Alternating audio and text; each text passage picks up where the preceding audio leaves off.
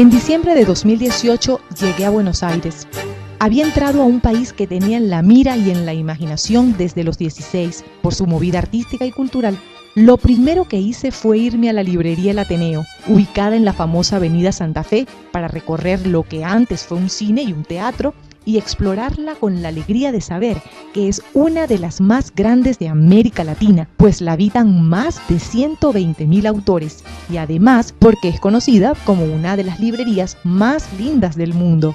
Un mes después de haber llegado, comencé a trabajar formalmente en el área de los cuidados a personas con discapacidad y adultos mayores, así como de doméstica. Entrar a esta realidad por necesidad, motivado a mi situación de migrante, me sumergió sorpresivamente en diversas realidades gratas e ingratas por las que transitan miles de mujeres migrantes, refugiadas, solteras, madres solteras y desempleadas.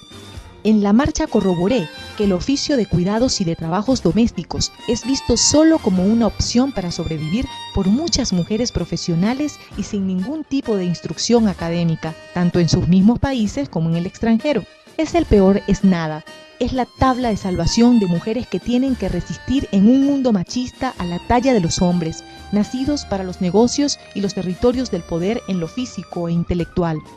A casi 4 años de desempeñarme en ambos oficios, me percaté, por ejemplo, que las cuidadoras no solo tienen que lidiar con la enfermedad de sus pacientes, sino con las familias de estos y las empresas que las contratan, y como si fuera poco, también con sus manías, xenofobia, ocio mal llevado, malcriadez, amedrentamiento, sobornos, maltratos y acoso.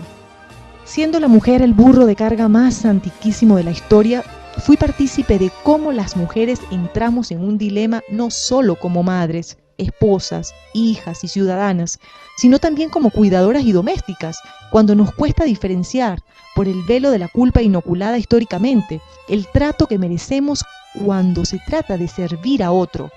Término manipulado por sectores de poder que venden al servicio como un acto martirizante, reducido a los infortunados que deben ser atendidos porque sí por los carentes de dinero, en un mundo donde justamente el dinero es Dios. Movida por la experiencia como cuidadora y doméstica, escribí un breve texto que titulé Historias domésticas, dirigido a cuidadoras y domésticas por vocación y por necesidad. El 70% de ese libro fue tomando forma en una cocina de 5 metros cuadrados con una señora que sufría cada tanto de alucinaciones visuales y auditivas. A ella le exasperaba verme leyendo o escribiendo, distracción que no llegaba a 2 horas, y me exigía que apagara la luz de la cocina, por lo que me compré una pequeña lámpara que solo lograba alumbrar la pantalla de mi minilacto, y fue así entonces como logré terminar el manuscrito publicado en mayo de este año por la editorial Giraluna en Venezuela.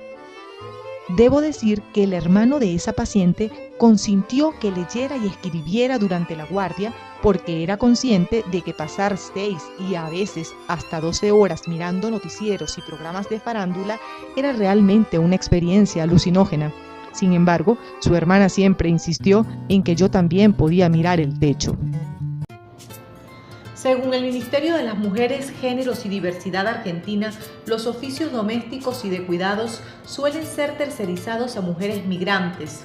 Esta cadena se repite en un mismo país con dinámicas de migración hacia los centros urbanos de mujeres provenientes de comunidades rurales, indígenas o de países limítrofes. Los siguientes datos en materia de cuidados y de tareas domésticas los obtuve a través del Diplomado de Cuidados Domiciliarios Integrales de Personas que cursé por internet a finales de 2021, avalado por la Universidad de San Martín de Buenos Aires, el Ministerio de Desarrollo Social de Argentina y la Agencia de la ONU para los Refugiados, ACNUR. Las políticas de cuidados en Argentina, avances y desafíos. En Argentina, el 86% de los trabajadores del cuidado son mujeres y una tercera parte de las mujeres trabajadoras lo hace en este tipo de ocupaciones, siendo aproximadamente la mitad de ellas maestras, profesoras, médicas y enfermeras, mientras la otra mitad son trabajadoras de casas particulares. El trabajo de cuidados y los trabajadores del cuidado para un futuro con trabajo decente, Organización Internacional del Trabajo, OIT. Encuestas muestran que del 66,9% de la población mundial en edad de trabajar se dedican 16.400 millones de horas al trabajo de cuidados no remunerado. Eso corresponde a 2.000 millones de personas trabajando 8 horas al día sin recibir una remuneración a cambio. La mayor parte del trabajo de cuidados no remunerado consiste en tareas domésticas. El 81,8%, seguido del cuidado personal directo, el 13,0% y del trabajo voluntario, el 5,2%. A escala mundial, sin excepción, las mujeres realizan las 3/4 partes del trabajo de cuidados no remunerado, a saber, el 76,2% del total de horas dedicadas al mismo. Ningún país del mundo registra una prestación de cuidados no remunerada igualitaria entre hombres y mujeres. Las mujeres dedican en promedio 3,2 veces más tiempo que los hombres a la prestación de cuidados no remunerada, a saber 4 horas y 25 minutos al día frente a 1 hora y 23 minutos en el caso de los hombres. A lo largo de un año, esto representa un total de 201 días de trabajo sobre una base de 8 horas diarias para las mujeres en comparación con 63 días de trabajo para los hombres. En todas las regiones, las mujeres dedican más tiempo al trabajo de cuidados no remunerado que sus homólogos masculinos, desde 1,7 veces más en las Américas hasta 4,7 veces más en los Estados Árabes. En todo el mundo, la prestación de cuidados no remunerada es más intensiva para las niñas y las mujeres que viven en países de ingresos medios, las mujeres casadas y adultas con un nivel educativo más bajo, residentes en zonas rurales y con niños que no han alcanzado la edad de la escolarización. Las trabajadoras domésticas experimentan algunas de las peores condiciones de trabajo en toda la fuerza de trabajo dedicada a la prestación de cuidados y son particularmente vulnerables a la explotación. Los trabajos en este sector son considerablemente impredecibles y ocasionales y se ven afectados por una baja cobertura de la protección social y laboral. Además, la violencia en el trabajo está omnipresente en el sector del trabajo doméstico. Igualdad en los cuidados, Ministerio de las Mujeres, Géneros y Diversidad Argentina. Así como las mujeres realizan más trabajo no remunerado que los varones, las mujeres de menos recursos económicos hacen en promedio más trabajo no remunerado que las mujeres de mayores recursos. Las políticas de cuidados en Argentina, avances y desafíos. Desde 2013 en Argentina, 1.196.500 personas de los grandes centros urbanos se desempeñan en el sector doméstico remunerado. Se trata de una actividad laboral poco profesionalizada que presenta bajas barreras de ingreso y muy escasas perspectivas de movilidad ocupacional. De allí que de esta actividad participan principalmente mujeres de los sectores más pobres de la población, migrantes de países limítrofes o del interior del país y madres solas con hijos a cargo. Los cuidados, un sector económico estratégico. Medición del aporte del trabajo doméstico y de cuidados no remunerado al Producto Interno Bruto. Ministerio de Economía Argentina. Secretaría de Política Económica y Dirección Nacional de Economía e Igualdad de Género. 9 de cada 10 mujeres realizan estas tareas que significan en promedio 6,4 horas diarias. Ellas dedican 3 veces más tiempo que los varones. Las mujeres presentan mayores niveles de desocupación, ganan menos y por consiguiente son más pobres. Según la encuesta anual de hogares urbanos, las mujeres realizan más del 75% de las tareas domésticas no remuneradas. El 88,9% de las mujeres participan de estas tareas y les dedican en promedio 6,4 horas diarias. Mientras tanto, solo el 57,9% de los varones participa en estos trabajos, a los que se dedican un promedio de 3,4 horas diarias.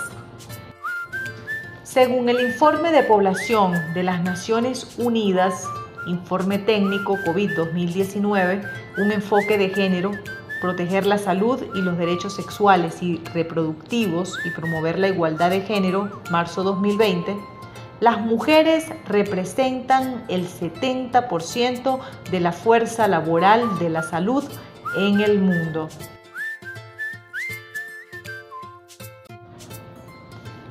Vos trabajás con la alegría del sol y yo con la alegría de no trabajar tanto. Así me dijo una mañana el señor Claudio. Desde mayo lo acompaño durante 1 hora en un geriátrico donde sobresale por su espíritu de correcaminos. Tuve la suerte de conocerlo antes de que se despidiera del aquí y el ahora. Y ahora que solo lo visito 2 días a la semana, percibo que está más presente en el presente a través de las frases que suelta por la avenida Cabildo cuando salimos a pasear. Soy un embrión que camina por el mundo. Es una de las inolvidables recitadas con esa voz pausada, similar a la del periodista y escritor uruguayo Eduardo Galeano.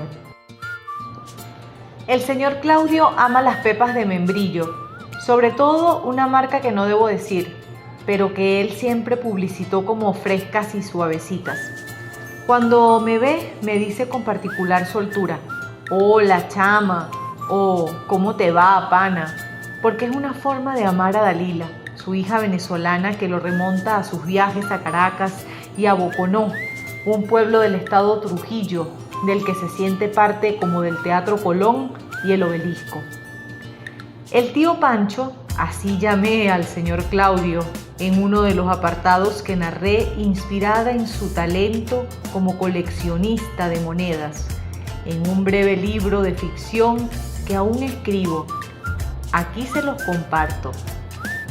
Antes de irme a Venezuela, espero leérselo a su protagonista, quien quizás me responda con un ¡yupi!, como ahora me dice cada vez que lo sorprendo cuando visitamos algún kiosco para comprar chocolates.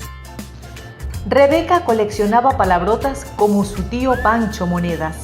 Huraño y delgado como una comiquita japonesa, transitaba las escasas calles de Napu como barajita repetida. Su figura era una titilante y nerviosa luz multicolor que parecía tener el don de la ubicuidad porque se le veía en todos lados. Caminar era su religión. Caminar mientras los caminos le condujeran a descifrar épocas, ciudades, animales y cantidades estratosféricas revestidas de oro, plata, cobre, aluminio y bronce.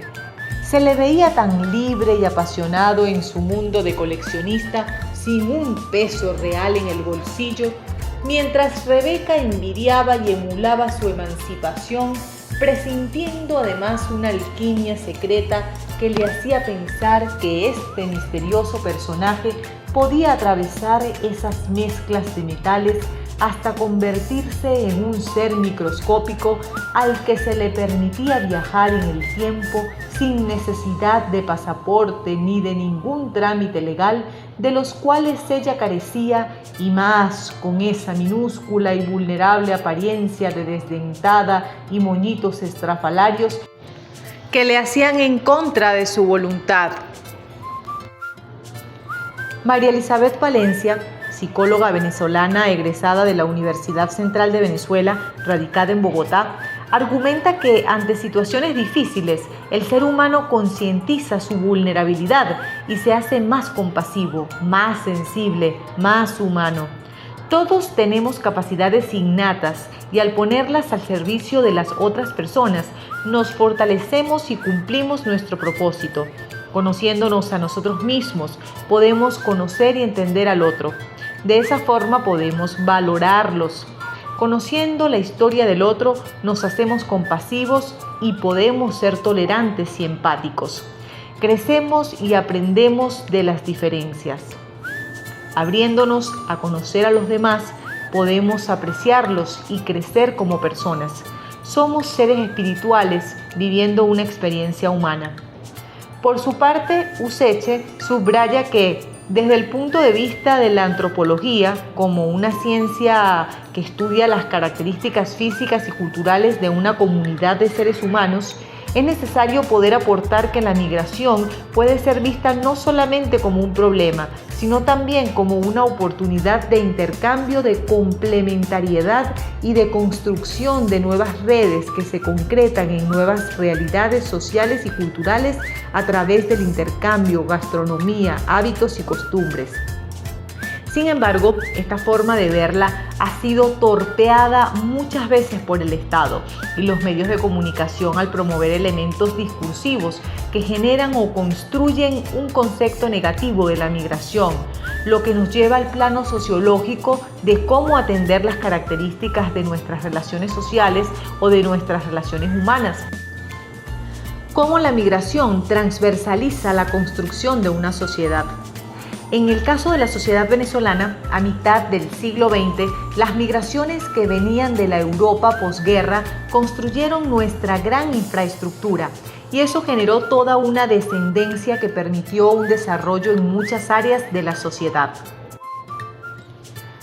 Cuando conocí a Rosa Blanca Cubigino, me dijo que yo tenía mal de ojo porque en una parte de la charla bostecé a consecuencia de las guardias nocturnas que hacía durante la semana. Con ella estaría sábados y domingos. Tuve la suerte de que cuando ocurrió lo del bostezo no se ofendiera y por el contrario más bien tocara mi cabeza para susurrar una oración que ella estaba segura me aliviaría. Rosa Blanca Cubigino es tan menuda como yo, así que cuando me toca movilizarla siento que meso a Giovanita, una amiguita generacional con la que asistía al preescolar y que cargaba y giraba como a una muñequita para jugar. A Rosa Blanca Cubigino le encanta el pollo y dice que lo comería en todas sus presentaciones. Cada 10 minutos pregunta qué almorzará, aunque le termine de levantar el plato y esté a punto de hacer su siesta mendocina, como ella la llama por la provincia de donde es oriunda. Asegura que en su tierra no se mueve una hoja cuando todos duermen. Rosa Blanca Cubigino, en su mesita de todos los días frente a la tele, es una niña que sorprende por su grado de curiosidad, porque pese a sus crónicos olvidos, todo lo pregunta como si apenas estuviera descubriendo el mundo. Muchas veces, cuando vemos algún programa de cocina, dispara dos interrogantes en una sobre los platos en construcción y yo tengo que acudir a Google para satisfacer sus incógnitas, cosa que no logro con su insaciable apetito, que ella misma reconoce tiene más que ver con ansiedad que con hambre, porque el cáncer devoró su estómago y ahora solo le queda un hilo de intestino. Rosa Blanca Cubigino, siempre que recuerda, me pregunta que por qué será tan apetente y yo le respondo que porque tiene la solitaria y me contesta con la sonrisa con la que recibe por las tardes su mate y galletitas. Rosa Blanca Cubigino, siempre hambrienta por saber y por saborear la vida. Rosa Blanca Cubigino destaca además por su espíritu artístico, porque recita poemas entrañables que la remontan a su infancia, cuando asistía a las bodas y les dedicaba versos a los novios con el permiso de sus padres. Yo era muy regalona, cuenta emocionada para decir que todos la querían por su alegría, porque realmente para su edad, testifica, era una niña muy despierta. Rosa Blanca Cubiginito, si no tiene 5 me da 10, y me daban 10, y yo se los daba a mi mamá para que me comprara zapatos. Dice, y es un eco, una onda, un incontrolable reflejo sonoro. Recordar a Rosa Blanca Cubigino será volver a recordar con placer. Rosa Blanca Cubigino, chupa vino por el camino. Don Juan decía, todo pasa, así es la vida, chiquita pero jodida, la vista mu. Eso lo decía un muchacho y nosotros nunca supimos lo que quería decir. ¿Qué le va a hacer al mal cuando remedio no tiene? No hay sábado sin sol, ni niña sin amor. Cada uno es cada uno y cada cual es cada cual. Dios le da pan a quien no tiene dientes. Eso sí que tengo yo, que cuando alguien me necesita, ahí estoy. Mi papá era tan cariñoso y respetuoso, demasiado correcto, era bondadoso. Ya me voy con mi maridito a la cama, refiriéndose a su bolsita de agua caliente.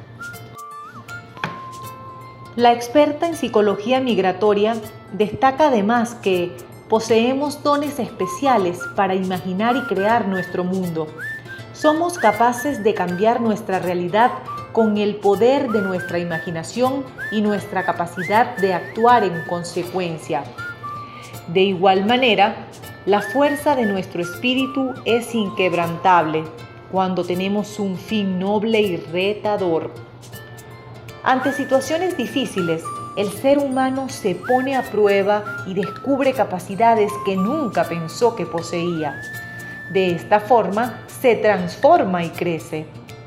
Poseemos un potencial ilimitado que con un propósito claro y trabajando todos los días en él, podemos alcanzar altos niveles en nuestras capacidades, habilidades y destrezas. Crecemos cuando nos exponemos y nos atrevemos a darnos a conocer a los demás y retar nuestras capacidades. Debemos valorar nuestros 5 sentidos. Somos mente, cuerpo y espíritu. Cultivando cada uno y manteniendo un equilibrio entre ellos, podemos tener una vida sana y en armonía.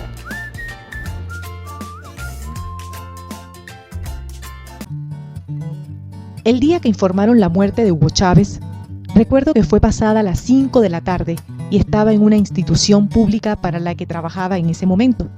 La sede estaba ubicada en Altamira, una zona habitada por una oposición grosa y recalcitrante que celebró en la calle con cervezas el fallecimiento de quien para mí, más allá de representar un líder político con el que simpatizaba, significaba la pérdida de un ser humano, que además partía luego de padecer un agobiante dolor físico. Mi organismo somatizó el ver celebrar la muerte de otro con fiebre y llagas en la boca.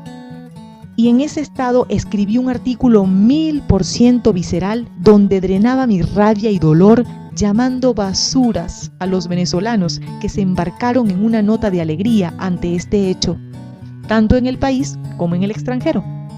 Publicado en Aporrea, una página web pro gobierno, tuvo más de 10.000 visitas y yo más de 10.000 maldiciones que llegaban a mi correo electrónico por la violencia del texto. Como todo en la vida, ese episodio lo olvidé con el tiempo, hasta que un día pasada las 10 de la noche, cuando iba caminando apresurada luego de salir de una guardia, me percaté que irónicamente mis únicos acompañantes en esa hora deshabitada de alguna calle de Buenos Aires eran los Rappi, repartidores de comida en bicicleta. Estaba segura que al menos el 80% eran venezolanos. En ese momento tan íntimo, donde me encaraba la vergüenza, me vi minúscula y custodiada en una escena panorámica de un mapa palpitante e iluminado de puntos y rutas titilantes. Una constelación de estrellas venezolanas me cuidaban. Qué frágiles somos y cuánto poder tiene la palabra.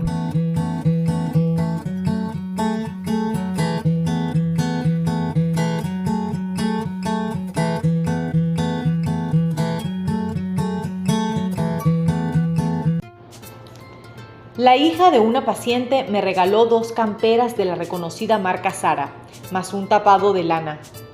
Eran usadas, pero estaban en excelente estado. Nunca había vestido chaquetas tan costosas. Primero, porque en Venezuela no lo amerita la estación climática. Y segundo, porque mis padres son antiparabólicos con ese tema. Y siempre lo más rápido y práctico para el bolsillo era irse al mercado El Cementerio en Caracas y así resolver bueno, bonito y barato. Yo, super fashion, aproveché para hacerme unas fotos el día de mi cumpleaños 40, pero no me dio tiempo de estrenarme el resto de las prendas que me obsequió, totalmente nuevas, porque justo cuando se enteró que adelantaría mi viaje a Venezuela, perdió la brújula y confundió a mi país con una jungla. Aseguró que escribir era lo mismo que hacer nada, que estaba convencida que los piqueteros no eran argentinos, sino bolivianos, peruanos, paraguayos y venezolanos, y que mi exropa la donaría a una iglesia católica. Pensé que por error había ingerido algún medicamento de su madre o había entrado en una depresión pre-despido a la cuidadora, exhalando angustia por la noticia de que me iba al monte a escribir con el canto de los pajaritos y ruiseñores, y ella se quedaría en una selva de concreto acechada por las incontrolables heces fecales de su madre. La imaginación es tan libre como delirante. Así que por lo menos presumí un ratito mi atuendo por Palermo y me quedaron las fotos para la posteridad, como dicen en la espesura de donde provengo. La identidad, la ciudadanía y el libre tránsito son los primeros derechos que los migrantes ven vulnerados o en revisión. Una persona migrante siempre será un ciudadano de segunda, o por lo menos con derechos limitados, según sean las políticas migratorias de cada estado, enfatiza Useche, y cita lo siguiente. La filósofa Adela Cortina, en 1995, acuñó el término aporofobia, fobia a los pobres, y en su libro Aporofobia, el rechazo al pobre, un desafío para la democracia 2017, en él plantea: el problema no es de raza, de etnia, ni tampoco de extranjería. El problema es de pobreza. Y lo más sensible en este caso es que hay muchos racistas y xenófobos, pero aporófobos casi todos. Es el pobre, el áporos, el que molesta, incluso el de su propia familia, porque se vive al pariente como una vergüenza que no conviene airear, mientras que es un placer presumir del pariente triunfador, bien situado en el mundo académico, político, artístico o en el de los negocios.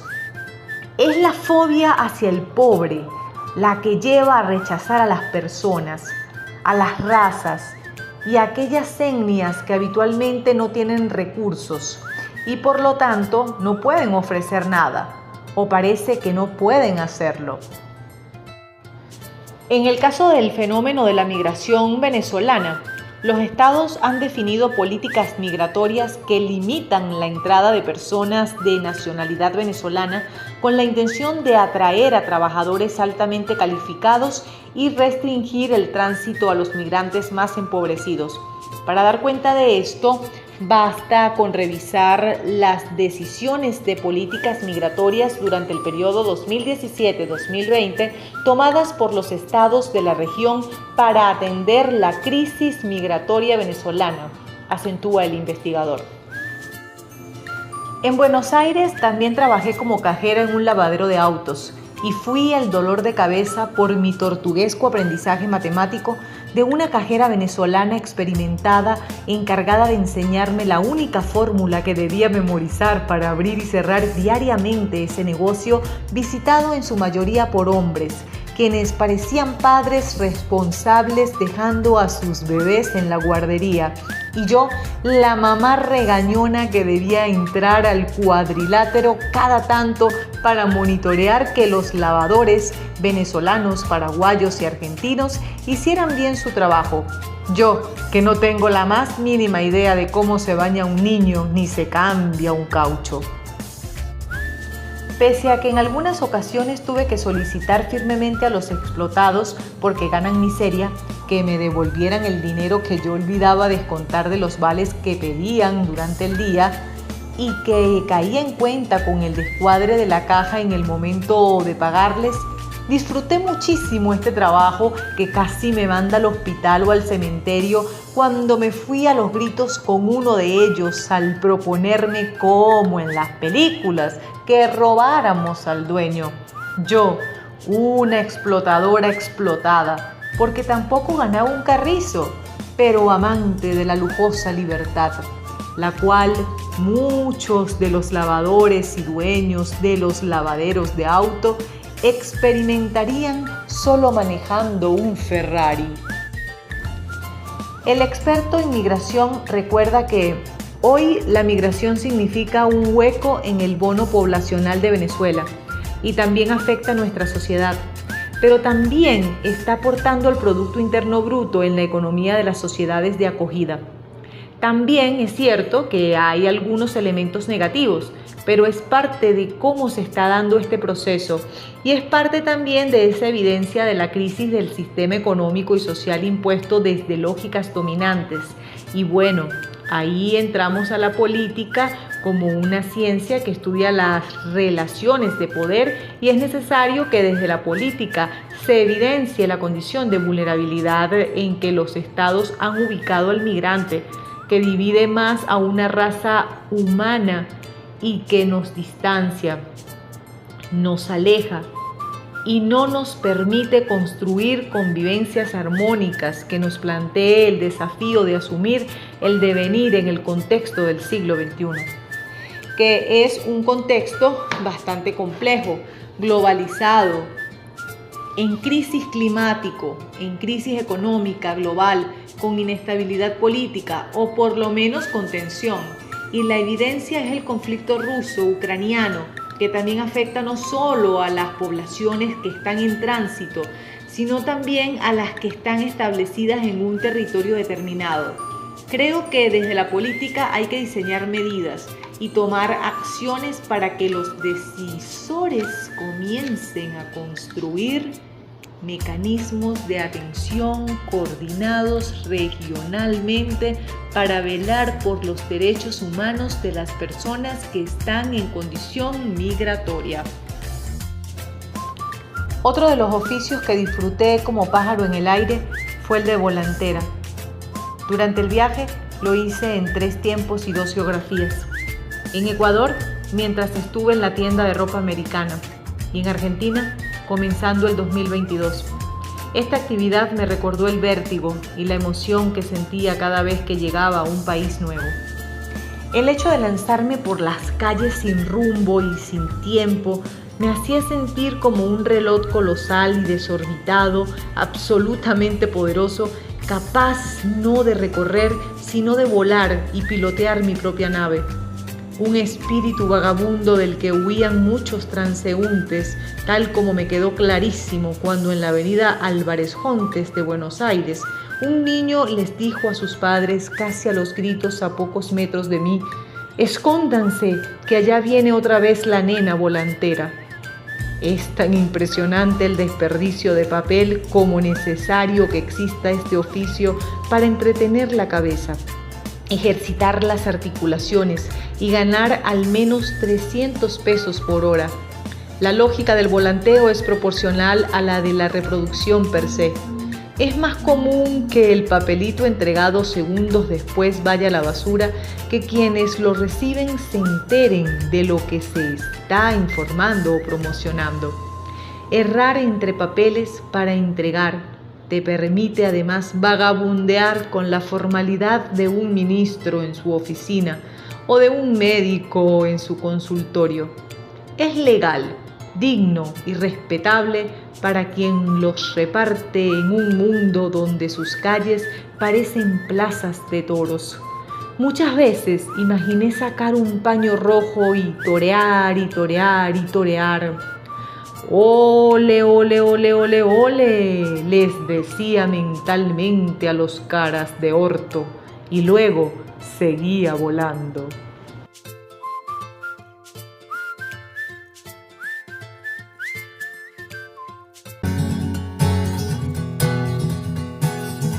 Los migrantes no tienen valija, sino sueños.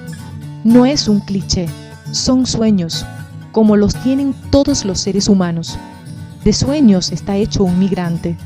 Sueños noqueados y lastimados cuando muchos hombres cosifican a las migrantes, olvidando que sus esposas, hijas, hermanas y sobrinas también pudieran en algún momento migrar. Sueños desmoronados por las mismas mujeres cuando esclavizan a otras mujeres. Pese al dolor que nos proporcionamos unos a otros, estemos en situación de migrantes o no, es parte de la condición humana. Y sin querer justificar las acciones desatinadas, pienso que como migrantes, la vida nos permite incorporar a nuestra dinámica tan cambiante procesos de sanación y de creatividad que a lo mejor, en un contexto de locales, no nos hubiésemos atrevido a experimentar.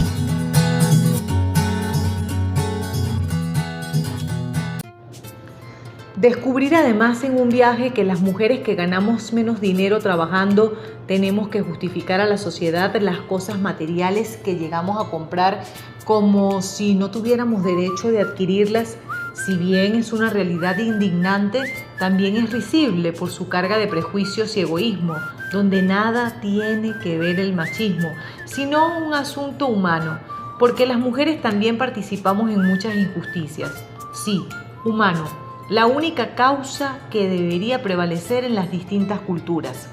Y mientras sucede, las cuidadoras y domésticas nos seguiremos perfumando y vestiremos y compraremos ajustadas a nuestro bolsillo, lo que nos haga sentir y ver bien, porque toda persona, aunque lo niegue, desea estar bien física, mental, espiritual y materialmente.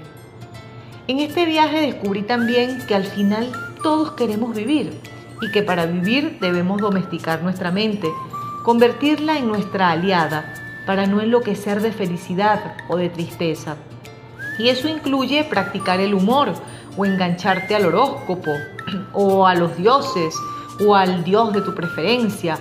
Pero sea cual sea el asesor o guía espiritual, no desbordarse, porque todo exceso tiene su consecuencia. El rostro humano de la migración nos devela sin drama que justamente migrar no nos ubica en una zona de guerra y que, por el contrario, debemos rescatarnos a través de su parte humana y aprender. Mi familia insiste en que regrese porque cree en presentir mi soledad y yo les digo en broma que no se preocupen porque familia en Buenos Aires es lo que me ha sobrado, sobre todo cuando llamo a las operadoras telefónicas y me reciben con un bienvenida a la familia Claro, bienvenida a la familia Movistar, bienvenida a la familia Personal. Porque la verdad es que, aunque queramos, jamás podríamos terminar de escapar o de emigrar. Definitivamente, la soledad es una ficción. La familia que conocemos, o que por lo menos se instituyó, es una familia que limita hasta cierto punto la libertad. El ser humano siempre va a buscar la posibilidad de estar en un sitio según su conciencia o conocimiento de su realidad y de su circunstancia. Debemos entender que somos parte de un constructo, de un contexto, saber qué condiciones tenemos en ese contexto, preservar la vida y entender que la migración no es negativa y no puede ser criminalizada porque la migración, repito, es inherente al ser humano, argumenta el politólogo que sustenta este trabajo y que me contó que sus primeras letras las aprendió a escribir y a leer en un país que no era el de su nacimiento, Colombia. Era migrante y no lo sabía. Es una maravilla que la inocencia a veces nos protege el corazón de las atrocidades que generan las fronteras. Dice el investigador. Familiares y amigos me siguen preguntando además que cómo es la gente de cada lugar de donde viví y respondo que viajé a otros países y no a otros planetas. Ahora, tan cerca de volver y despedirme del país que recibe más migrantes internacionales en América Latina, ya no me siento turista ni migrante, sino una gitana afortunada a la que le pagarán por escribir su historia. Me refiero a esta que escribo ahora, para completar su pasaje de vuelta a Venezuela. Rosa Blanca Cubijino diría: Dios sabe por qué pasan las cosas. Según el informe de las migraciones en el mundo 2022, Actualmente existen 300 millones de migrantes internacionales.